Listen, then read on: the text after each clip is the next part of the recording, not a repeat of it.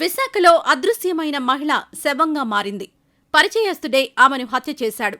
నమ్మి తనతో వెళ్లిన పాపానికి పథకం రచించి ఊపిరితీశాడు. ఈ ఘటన విశాఖపట్నంలో కలకలం రేపింది. విశాఖ తగరపు వలస బాలాజీనగర్లో రేసు గోపి అనే మహిళ నివాసముంటోంది. ఆమెకు 7 ఏళ్ల బాబు కూడా ఉన్నాడు. ఆమె భర్తకు దూరంగా ఉంటుంది.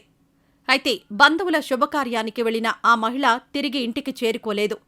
దీంతో ఆమె కోసం ఆరా తీయడం ప్రారంభించారు ఆమె బంధువులు.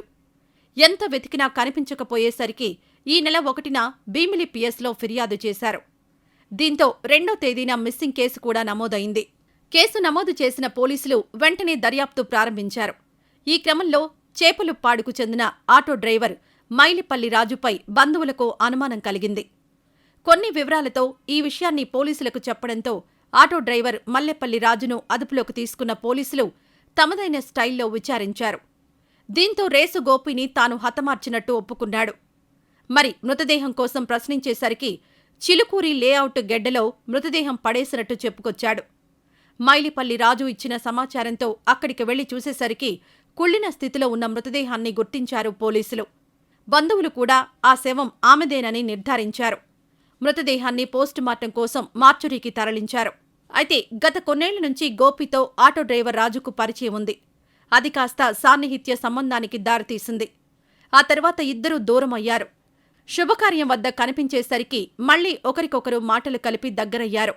ఇదే క్రమంలో తన వద్ద బంగారం దండిగా ఉందన్న సంగతి తెలుసుకున్న రాజు ఆమెను నిర్మానుష్య ప్రాంతానికి తీసుకువెళ్లాడు.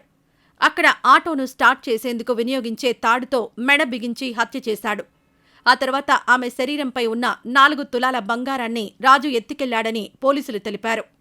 విశాఖపట్నంలోనే ఇలాంటి ఘటన మరొకటి చోటు చేసుకుంది. రెడ్డి కంచరపాలెంలో ఇటీవల అదృశ్యమైన మహిళ ఓ పెయింటర్ ఇంట్లో శవమై తేలింది. ఆమె మృతదేహాన్ని వంటగదిలోని ఓ షెల్ఫ్లో కుక్కి ప్లాస్టింగ్ చేసేశారు. అయితే గది నుంచి దుర్వాసన వస్తూ ఉండడంతో స్థానికులు సోమవారం రాత్రి కంచరపాలెం పోలీసులకు సమాచారం అందించారు. దీంతో మంగళవారం పోలీసులు ప్లాస్టింగ్ తొలగించడంతో ఈ దారుణం బయటపడింది. తిక్కవానిపాలెనికి చెందిన వాసుపల్లి అర్రమ్మ చేపలు అమ్ముకుంటూ ఉంటుంది. స్థానికంగా వడ్డీ వ్యాపారం కూడా చేసేది. ఈ నెల 12న చేపలు అమ్మేందుకు వెళ్లిన అర్రమ్మ తిరిగి ఇంటికి చేరకపోవడంతో ఆమె భర్త అప్పారావు పోలీసులకు ఫిర్యాదు చేశాడు.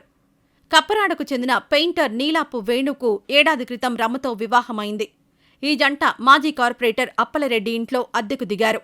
అర్రమ్మ వద్ద వేణు కొంత మొత్తాన్ని అప్పుగా తీసుకున్నాడని, ఈ విషయమై వీరిద్దరి మధ్య తరచూ ఘర్షణలు జరిగేవని మృతురాలి కుటుంబ సభ్యులు తెలిపారు.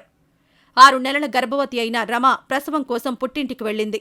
ఈ నేపథ్యంలో వేణుయే ఈ దుశ్చర్యకు పాల్పడి ఉండవచ్చనే సందేహాలు వ్యక్తమవుతున్నాయి. పోలీసులు దర్యాప్తు చేస్తున్నారు. నిందితుడు పరారీలో ఉన్నట్లు తెలుస్తోంది.